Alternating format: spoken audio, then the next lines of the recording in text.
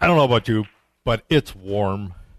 It's that time of the year where, you wake up in the morning and it's 58 degrees out there, so you put a jacket on, and then by the time afternoon comes along, it's so hot, you have to dress in layers. So if you don't mind, I'm taking my jacket off. Oop, I need my clicker. It's amazing how we get attached to technology. How many of you are without your cell phones? Awesome! Because you forgot them? No, you purposely left. Wow. 3, that's awesome. Well, great. There's hope for us. Yeah. When Jesus, it should be started, sorry about that, all right, his threefold ministry of love, acceptance, and forgiveness, he had a vision, a very clear vision, all right, one that everyone could embrace. So why haven't we? Because it's very simple. It's right here. The kingdom of God is at hand, and where is it? Within you. Right here, right now, within you. Available to all of us. All we have to do is embrace it, accept it for ourselves. So, what is your vision of the kingdom? What images do you conjure up in your mind when you hear the word heaven or kingdom of heaven? What comes to mind? How do you see yourself embracing that concept? How do you see yourself utilizing the divine ideas that are encapsulated in that essence to bring about your own manifestation, to bring about your own vision to fruition? I had one, and that was to become a pest control operator. Yes, a bug man in Florida. Because when I got hired by Orkin Exterminating Company, Joe Roach, and that's his name, Joe Roach. Can you imagine? Yes, I'm serious. Joe Roach, okay, was his name. All right. And he was the manager of the Hollandale office, which was between Miami and Hollywood, Florida. All right. And he took me in and he put his arm around me and says, okay, this is what you want to get. And he pointed to his state certification. He says, you don't want to work for anybody. You want to have your own company, which led me to think, how come he's working for Orkin if he's got a state certification? Because it was easier. It's easier to be a manager for somebody than it is to take the responsibility of owning and operating your own business. Because to do that, it requires what? Risk. See, it would have been easy for Jesus just to take a sideline. Go to the temple every Saturday, every Friday, do his thing, talk to the people in town. But see, he had a greater vision. He had a greater concept of this idea about God. And how do we bring this idea into our own personal experience? Well, first of all, we have to realize, where's the kingdom? Because it's not out here, folks. It's within us. So how do we get there? How do we make that journey inward? We trust, and there's always a process. The Online Heritage Dictionary defines vision in part as 1, unusual competence in discernment or perception, and I believe he had that. 2, the manner in which one sees or conceives something. And we all have visions at some point in time, don't we? Sure we do. A mental image produced by imagination. I love my imagination. Although as a kid in elementary school, I was told not to. Okay? Only during art class could I use my imagination. Otherwise, I was chastised. I was put in the corner. I was always in the corner. The mystical experience of seeing as if the eyes of the supernatural or supernatural being. You're seeing something different that nobody else sees. You'd be surprised how many people have come to me the 19 years that I've been here out of other faiths and go, this is the first time that I really feel free, the freedom to let you know that I hear voices. I see things that other people don't. I'm clairvoyant. They were never able to express that because their families thought they were demonized. So they weren't allowed to express that essence of themselves. We all come into this world with many gifts.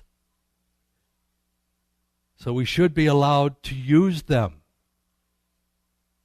Because it's part of our vision. It's what's in your heart. Just as what was put in Jesus' heart, Buddha's heart, Tao. All the great spiritual leaders had a vision. And where did that come from if it didn't come from within them? They saw something. They looked out into the world and said, it can be better. It can be better.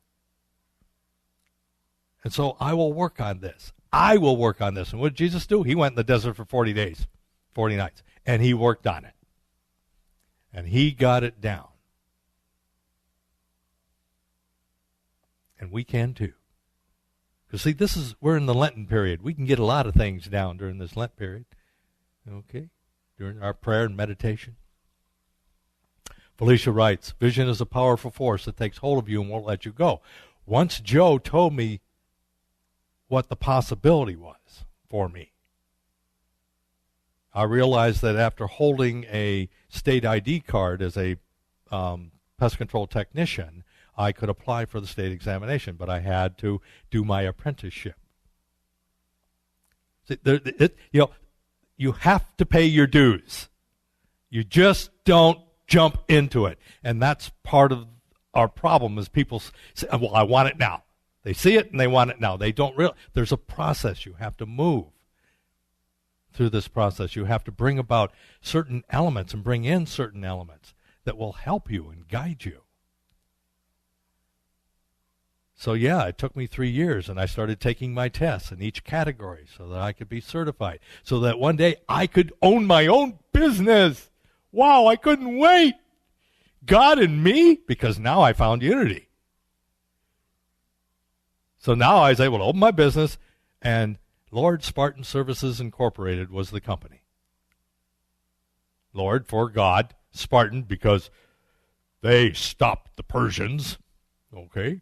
And I loved the logo anyways, that big old Spartan helmet, and the furry hat. I like that. So that was my logo, yeah. Because I was going to stop the bugs. And you know how I stopped the bugs? I did a treatment on the house. I saw the house with a barrier around it. No pest shall enter therefore in. Otherwise you meet your demise. And I would do it, yeah, just like I do in WoW now. Go, with the spells and stuff. Just put it all the way around. Yeah, okay. It works until it stops working. See, when you're a newbie, okay, when you're first learning about this stuff, it all works, doesn't it? And then all of a sudden one day you go, what happened? It stopped. It's because it's time for us to graduate. It's time for us to move on. It's time to lift our consciousness up to another level of understanding. All right, we got to leave kindergarten, folks. As nice as it is, we have to start utilizing this stuff and get in there and do it. So once you have this vision, yes, it's going to drive you. All right. It's also a dream that replaces mundane with the passion and enthusiasm. You feel it. It's yours. It's been given to you. So what are you going to do with it? Sit on it? No. Get out there. It's our ability to see beyond the obvious in order to recognize something that's revolutionary. I was always trying to find new ways of doing things in my business. And I grew my business. I grew it too fast. And see, that's the slippery slope. When everything starts out from a spiritual nature, sometimes we get caught up in it. And ego starts to edge its way in. And then it becomes personally motivated rather than spiritually motivated. All right, it's personality motivated. Oh, I wanted to be this big company. I had 3 employees. I had a secretary. I had an office. I had a warehouse where I kept all my stuff. I moved from my house, to this. And so I had all these great expenses now. I burned myself out. At the end of 4 years, I'd had enough. I grew too fast. And I didn't realize it. So I had taken a hiatus. I sold the company and moved to Jacksonville. Went to work for somebody else. But that was a good thing. Because, see, I still have my vision. Now I became a manager for. That's what you do. When you're certified, you go to another company that needs your certification. And you work as a manager for whatever department they're in. Less stress. All right? Spiritual vision is principle motivated and not personality driven. And this is what we have to understand. It's okay to have your vision. It's okay to have your goals, your aspirations, but make sure that they are spiritually on a foundation, okay, a strong foundation. Principle-motivated vision endures all things, for it is the base on which it is the best for all concerned. And sometimes we get lost in that. Because we want what we want. Ego wants what it wants. And the flame of Jesus' vision lives on today, waiting for us to pick it up. Does it not? The teachings live on today. So it's up to each one of us to grab the ones that speak to us, to talk to us, and bring them into our life.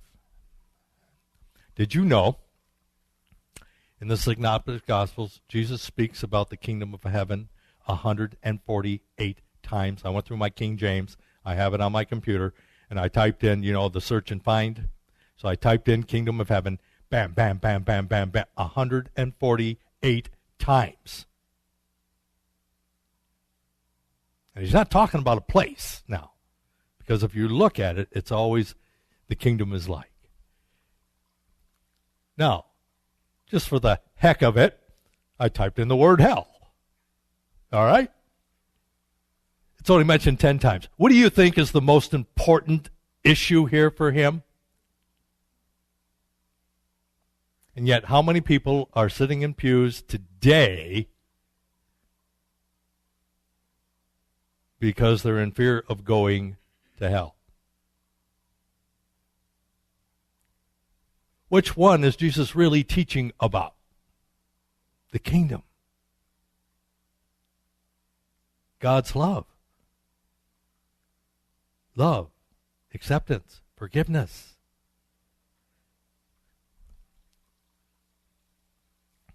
And when he does, he talks about it in a metaphor state. It's a state of mind, a state of consciousness, state of being.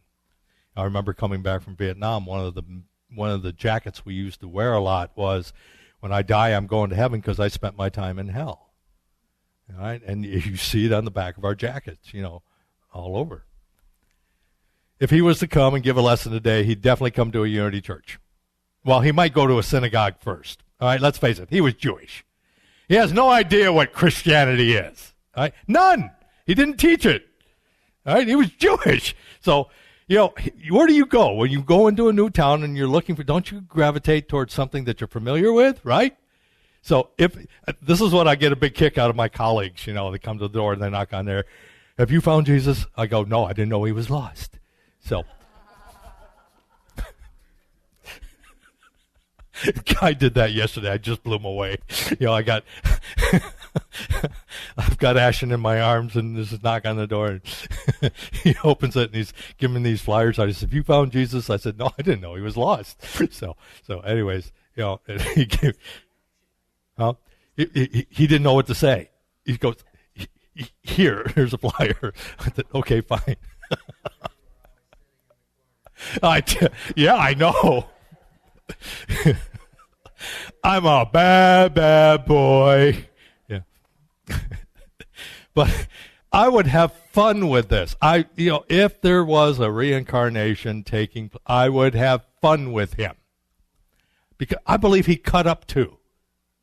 All right, when he partied down, he partied hardy. I mean, the first miracle was turning water into wine. All right? And this is at a wedding feast. He didn't heal anybody. He didn't raise anybody. No, he partied.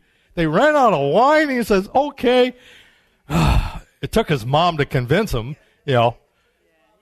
Yeah, it took a mom to do it. Hey, get over there and make the wine. Or, this is a week-long shindig here. I mean, that's how they did things. Community, celebration.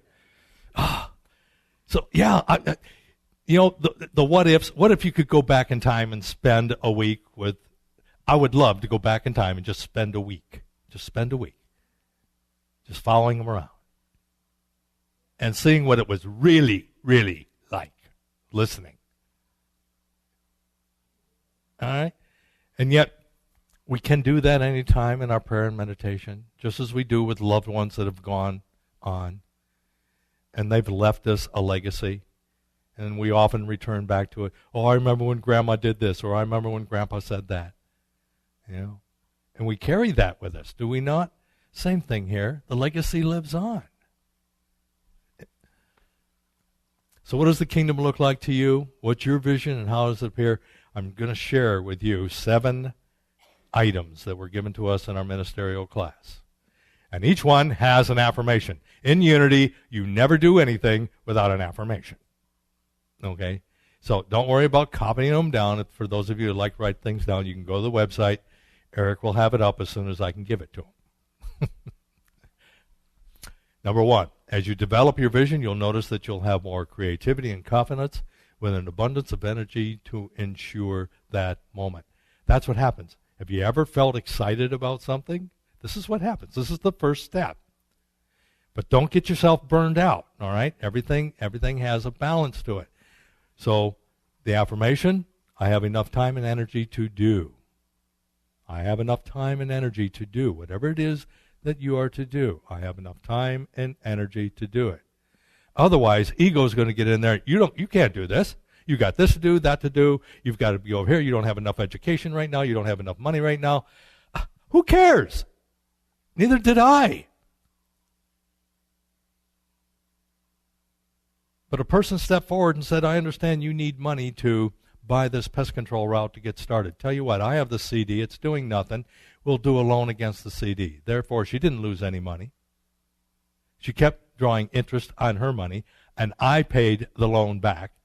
So the credit union made money. It was a win-win. Everyone. And I started my first company.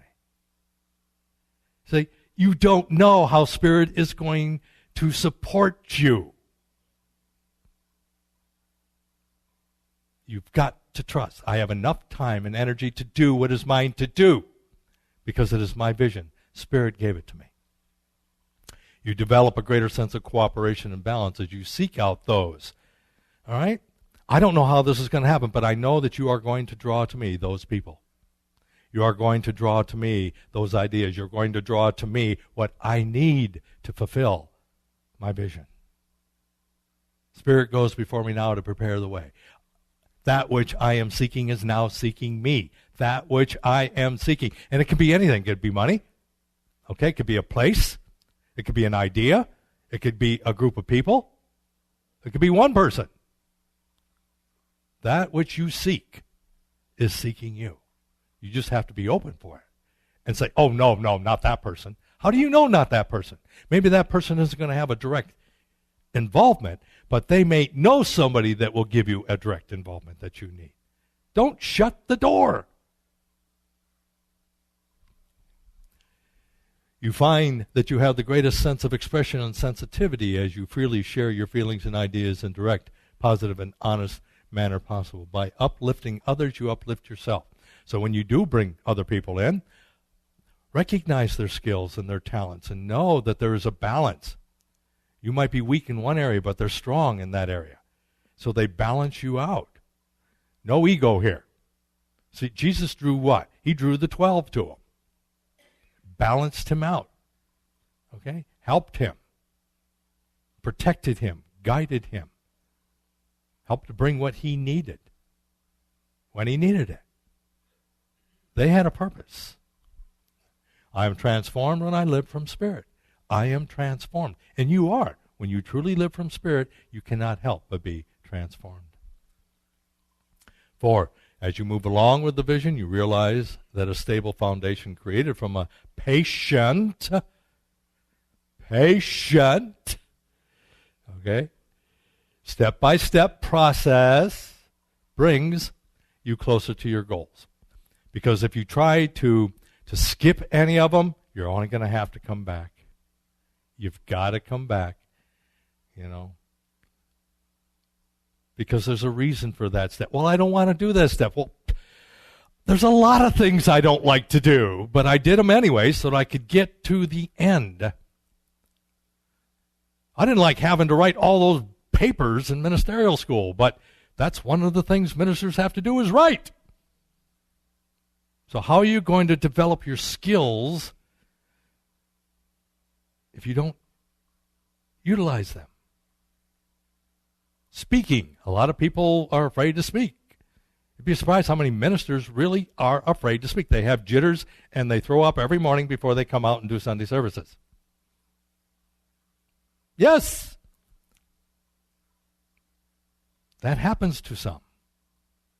But you do it anyways, so that you can fulfill your vision.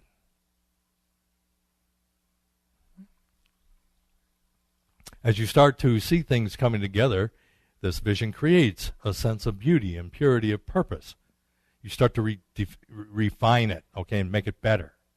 And you start to see, wow, this is awesome. If it wasn't for this, this wouldn't have taken place. Oh, I like this, okay? And you start to see these things coming together for yourself. And it also recognizes this transcendent perfection in everyone. Now you start to see, ooh, everybody has a piece. Everything's perfect. Now this is hard for perfectionists. Okay? To do this, because in other words, rather than the people being perfect and the skills and whatever's happening, this is what we call divine order. It's a divine order. Everything is in divine order. Don't try to mess with it. Spirit is bringing certain situations to bear, bringing certain experiences in so that you have them. I didn't get into ministerial school right away, my second vision, because I hadn't taken care of ego yet. So I had to go back and take care of ego before I could get into ministerial school. So you can't sidestep. You just got to know that divine order is always at work to bring you where you need to be.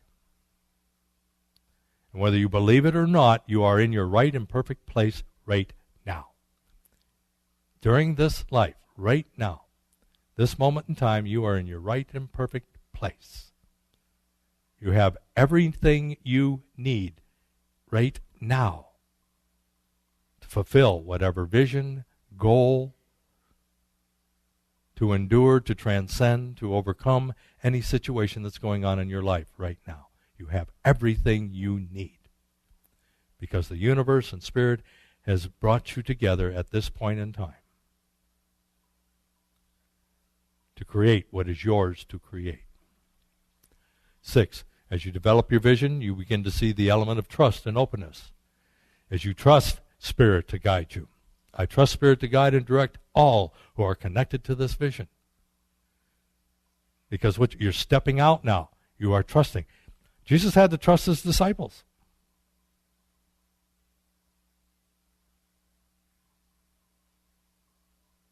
And so we too, when we draw these people, have to trust. As your spiritual vision comes together, you realize that all that you needed, which was money or power, or control, or authority, or recognition, were really not your focus. It happened. It just happened. It all came together. Your focus was really to trust, to have faith, and to move your feet with that of Spirit. All that I need is provided for. Thank you, God. And this is what Jesus did. He trusted. He trusted and knew that God was the source, so that he could fulfill his vision, the vision that he saw. Felicia reminds us many courageous souls have shown us what it is to have a vision and follow it in the face of insurmountable odds. For visions are born in the realm of imagination. And to make your vision a reality requires you to develop some qualities. Just like I had to develop a more prayerful quality by letting ego out. You don't destroy it, but you put it behind spirit. I had to develop a way to allow spirit to lead, ego to follow. That's what I had to do. And they do lie dormant. It's within you. Those qualities to be able to accomplish all things are within you. So what you're going to have to do is come back next week and we'll talk about the power within. Until then, have a great week. God bless you, dear friends.